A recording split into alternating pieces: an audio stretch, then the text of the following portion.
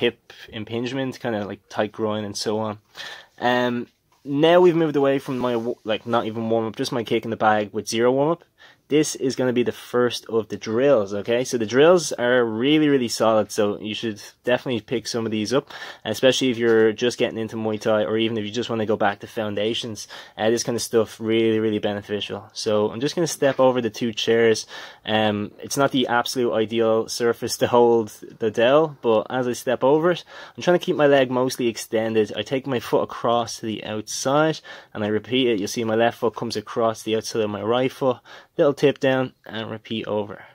When you're doing it, if you're as tall as I am, or even if you're shorter actually, you can go on your tippy toes, but you'll just need to keep a much more narrow stance. Keep that in mind. So I'm stepping over here. I'm going to change it up. I'm going to, instead of keep my leg extended, I'm going to bend the knee and I'm going to step over. So this will be kind of similar or reminiscent of a like Muay Thai block. So, you know, raise the knee and turn the foot to the outside. Now, I'm not going to absolutely mimic Muay Thai stance or anything. I will do a little play around as we go forward, but for now it's just, you know, the actual drills. So just play around with it, get that knee up, step straight over. Again, keep a narrow stance. If the dowel is close to your body, or, you know, if you're going to like accidentally fall and break it, just set it up so it's not going to happen. Alright, here we go. So nothing like crazy mad going on here, but it's about to change up. Some of the drills, again, are really, really nice for that hip movement. So, you know, if you can't see the benefit of this, maybe you don't do like Muay Thai, or maybe you're just not aware of what your hips should be doing, what they can do, and how to kind of warm them up. So, again, stepping over. Okay, this time, here we go. We're going to kind of reminiscent a little bit of Muay Thai. This is kind of fun. Consider it like shadow boxing, but with like disadvantages, you know, handicaps. There you go. All right, so a little bit of movement. Whoop, saved it. Yeah, it's actually on it, like balancing on 2 kind of slope chairs, so I think I did a decent job of not like smashing it. Anyway, here we go. A little bit of Muay Thai. Get that knee up, turn the foot over. You know, keep your stance, throw a few teeps, maybe a hand out and so on, you know. But this is just me stepping over it and back. It's the exact same drill kind of as before, but this time I'm just kind of, you know, playing with it, and, you know, you can put your own spin on it. If you do kickboxing, you can instead throw kicks. I'm going to throw a few kicks and so on as well. But, like, if you do taekwondo, I don't know what kind of kicks you want to fancy there, but certainly not any spinning back shit, because that will not work, probably. Alright, a few teeps, here you go. Boom, get it over. So again, you're just kind of working your balance as well. It kind of helps with your footwork too, because you're consciously making sure you don't step out super wide like a traditional boxer, if that's kind of like something you do. Like, you know, when people forget about their kicks, they take super wide stance to mimic McGregor, or, you know, whatever kind of boxer they do, like low hands, blah, blah, blah. So again, this is just like playing around. Just going to kind of do a almost Romanian deadlift, single leg Romanian deadlift. Hinge forward from the hips. Just make sure everything's kind of active and so on. Keep a slight bend in your knee.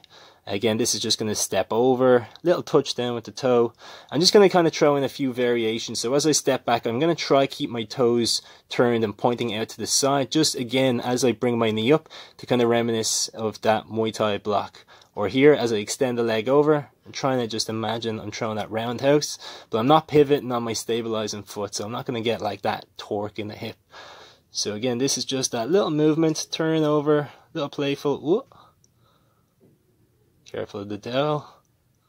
Okay, so again, you don't have to do it with the dowel. You can absolutely just do this with like one of the chairs or something like that. But it's nice to have something that like can fall, so that you're like, whoa, don't want that shit to happen. Keep you on your toes. Put a Fabergé egg on it. Maybe not. Anyways, so just do the same on the opposite foot. Again, you can take your stance, bring that knee up, turn the knee down, extend the leg over. I'm pivoting a little bit on the foot, but I don't want to go 100% because, again, I'm watching out for not knocking that over. And I just want to kind of, you know, again, get the hips moving and active. Step over, little touch down, take that shit out, and step back down. Boom. Probably looks super, like, anticlimactic. Like, you're like, ooh. Ooh, There you go. There's something interesting for you. But again, as we take that back, I'm going to start to change it up a little bit more now again. We're coming up towards the end of the first part, okay? So for now, we're just going to kind of keep this Muay Thai gag going. I'm going to throw a few teeps, okay? So again, boom, try to get your knee up high, up to about hip height, and then point the toes. I'm just kind of trying to play around here a little bit just to kind of, again, get the hips active, glutes active, and so on. It's also not too bad if you do Muay Thai or anything like that, just to kind of, you know, if you're not shadow boxing because you're not at the gym or whatever, just play around. Your neighbours might be watching you out the top window of their garden and being like, look at this fool, but, you know, fuck them. Whoops, I don't know if I'm allowed to say that, but I did. It happened. Let's get past. So, there's Toby. He doesn't like the kind of ladder getting slightly tipped off it. I'm trying to be quite conscious of, you know, not making too much noise. So I'm just going to go real easy on the bag. This is just going to be a few teeps. Very simple shit to do. And this is obviously without the dowel, so you've got no fear of knocking anything over or looking extra foolish in front of people. What I started was like more of a nub, so starting low down. Imagine you're trying to throw a teep towards the front of their knee just as they kind of step in, so a little teep. Slowly start to move up towards the kind of upper leg or hip area, abdomen, blah blah blah. And if you want, you can go a little bit higher, kind of go towards the sternum, or even get that fucking head kick teep, you know, Anderson Silva style. And this is me now after the first part of the warm. So after everything you've just seen, this is just a little bit of change. Now obviously I'm throwing a little bit more power into it. I have to be aware of not to knock it off the chains as I did there. I have to be aware of the ladder and a few other things. So I was never going to go 100% on it, but I'm trying a few good kicks into it here. The main thing again is like when you're throwing a kick, if you're shadow boxing, you're not kicking anything, you want to follow through. But if you're making contact with something, you want to try come back into your stance, or even just come back down and quickly